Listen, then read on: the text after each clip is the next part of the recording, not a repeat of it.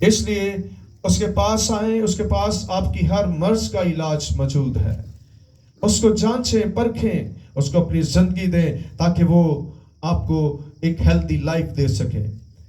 اس کا چوتھا باب اس کی 23ویں آیت سے پڑھتے ہیں. اور یسوع تمام گلیل میں پھرتا رہا اور ان کے عبادت خانوں میں تعلیم دیتا اور بادشاہی کی خوشخبری کی منادی کرتا اور لوگوں کی ہر طرح کی بیماری اور ہر طرح کی کمزوری کو دور کرتا رہا.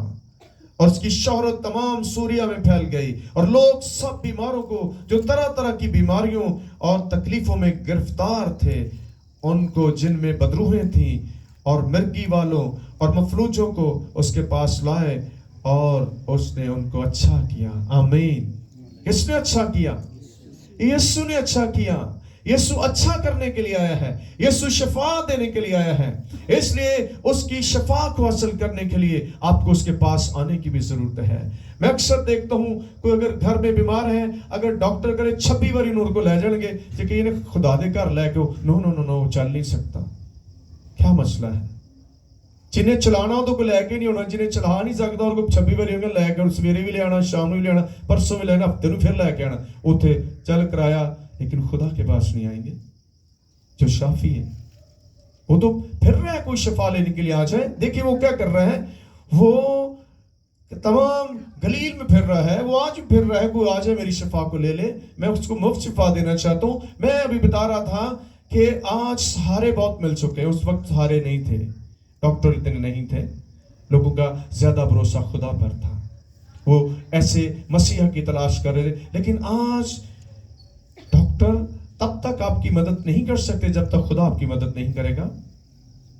اس لیے ہم فلی ڈیپینڈ ان پر کرنا شروع کر دیتے ہیں. جب ہم مایوس ہوتے ہیں ان کے ہاتھوں سے، جب وہ بہت سارا پیسہ آپ سے مانگتے ہیں، پھر آپ کے پاس پیسہ نہیں ہوتا اس شفا کو حاصل کرنے کے لیے، پھر آپ واپس آتے ہیں.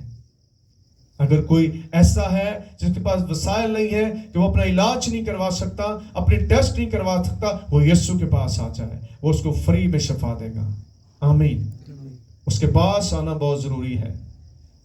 وہ آپ کو آپ کی چارپائیوں سے اٹھا دے گا. اس نے 38 سال کے مریض کو آ کر پوچھا، کیا تو تندرست ہونا چاہتا ہے؟ کیوں یسوع نے اس سے پوچھا؟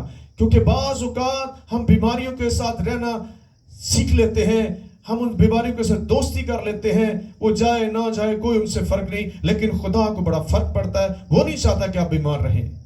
اس نے اس سے پوچھا، کیا تو تندرست ہونا چاہتا ہے؟ کیونکہ وہ 38 سال سے بیمار تھا.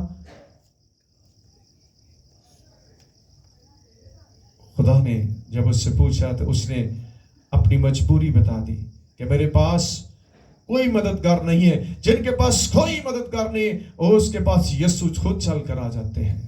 وہ چل کر اس کے پاس گئے کیونکہ وہ انہوں نے دیکھا یہ بڑی مدت سے اس بیماری میں مبتلا ہے، کوئی اس کا مددگار نہیں ہے. خدا آپ کے تمام حالات کو جانتا ہے. آپ کتنے عرصے سے، کتنی مدت سے اس مشکل میں ہیں، مصیبت میں ہیں، پریشانی میں ہیں، بیماری میں ہیں، وہ جانتا ہے. اس کے سامنے ہم چھپے ہوئے نہیں ہیں. غرض ہمیں جاننے کی ضرورت ہے کہ وہ میرا مددگار ہے. اس کے بغیر ہم کچھ نہیں کر سکتے. یوحنا کے انجیل میں یسوع نے بیان کیا ہے، تم مجھ سے جدا رہ کر کچھ نہیں کر سکتے. آج کتنے لوگ خدا سے دور ہیں. وہ اپنی طاقت سے، اپنے زور سے، اپنے ٹیلنٹ سے، اپنی حکمت سے، اپنے نالج سے سب کچھ لینے کی کوشش کر رہے ہیں. اور وہ سب سے زیادہ میں نے دیکھا بیماریوں میں پکڑے ہوئے ہیں. بری بری بیماریاں انہیں لگی ہوئی ہیں کیونکہ وہ خدا کو چھوڑ کر سب کچھ کرنا چاہ رہے ہیں. خدا آپ کا سب کچھ ہے. اس نے کہا زندگی، اس نے کہا حیات، دولت، یہ سب کچھ میرے ہاتھ میں ہے. وہ آپ کو دیتا ہے. اس لیے ہمیں اس کے آگے جھکنا ہے، اپنی خودی کا انکار کرنا ہے. اے خدا، میں تیرے بغیر کچھ نہیں ہوں. ابلیس نہیں چاہتا کہ ہم اس کے آگے جھکیں. وہ ہمیں پھلا دیتا ہے، تو بڑا ٹیلنٹ تیرے اندر آ گیا.